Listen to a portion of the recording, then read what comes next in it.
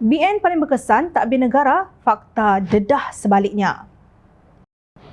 Barisan Nasional satu-satunya gabungan politik memiliki asas paling kukuh lagi berkesan untuk mentadbir negara. Asasnya harmoni, seimbang dan menyeluruh telah begitu lama terbina sejak penubuhannya. Asas tersebut yang berfungsi sebagai struktur kepada kestabilan dan kemakmuran Malaysia selama ini. Namun angkara pembohongan dan fitnah asas yang sekian lama memacu pembinaan negara bangsa itu roboh jua. Demikian kata Presiden UMNO Datuk Seri Zahid Hamidi dalam satu hantaran di Facebook. Menurut Ahmad Zahid, pendukung BN perlu 100% meyakini kepentingan untuk gabungan politik itu untuk kembali dominan. Yakin 100% bahawa BN gabungan politik paling berwibawa, berkebolehan dan berpengalaman untuk mentadbir, katanya. Ahmad Zahid kini berdepan dengan 47 tuduhan rasuah, pecah amanah dan pengubahan wang haram, dana yayasan akal budi dan 40 pertuduhan rasuah berhubung sistem visa luar negara VLN bernilai puluhan juta ringgit.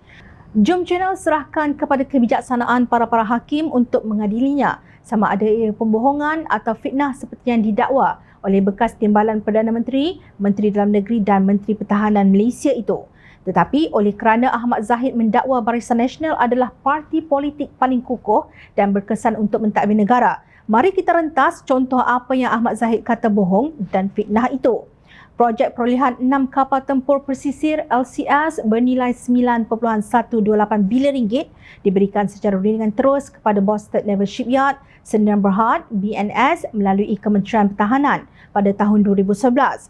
Sejumlah 6 bilion ringgit sudah dibayar bagi tujuan pembinaan ke-6 kapal berkenaan secara serentak. Apa jadi dengan projek itu?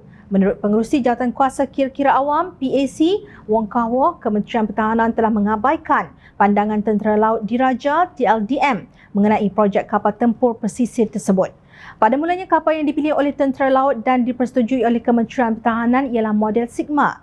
Namun pada 11 Julai 2011 ia ditukar kepada desain Gawain selepas dicadangkan oleh Bostad Naval Shipyard BNS 3 hari sebelumnya.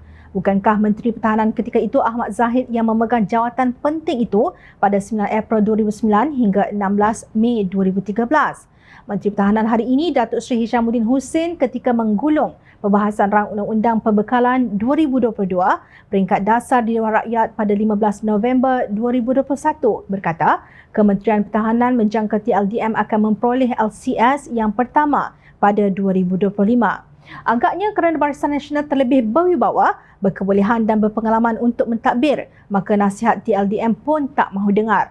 Natijahnya, tarikh kapal tempur pesisir akan diserahkan kepada TLDM asyik berubah-ubah dari tahun 2019 ke tahun 2022 dan kini pula 2025. Hishamuddin menegaskan kementerian itu konsisten untuk memastikan sebarang salah laku, kelemahan dan penyelewengan dalam pelaksanaan projek LCS dibawa ke muka pengadilan. Siapa jua yang bersalah tetap bersalah dan siasatan Suruhanjaya Pencegahan Rasuah Malaysia SPRM masih berjalan. Ini bermakna pihak yang terlibat salah laku dalam projek sebelum ini tidak akan terlepas begitu saja.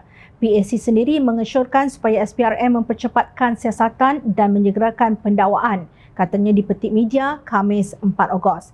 Adakah isu LCS yang diakui oleh Hishamuddin yang juga ahli Parlimen Barisan Nasional semberong satu pembohongan dan fitnah Pakatan Harapan?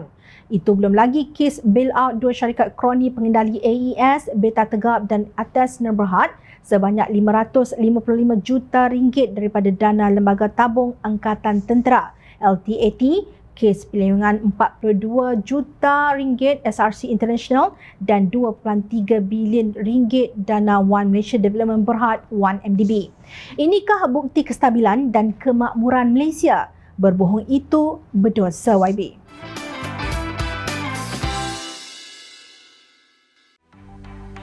Mencari maklumat dan berita politik yang bebas, kupasan yang tepat, panas. Dapatkannya secara eksklusif hanya di Jom Channel. Komitmen kami, rentasan berita Isnin hingga Jumaat. Berbicara dan isu semasa, kami garapkan secara langsung. Panel-panel berkaliber dan profesional. Interaktif, pandangan anda kami raikan. Jangan lupa bersama kami di setiap hujung minggu dalam edisi khas mingguan. Jom Channel, moving forward, sharing a new experience.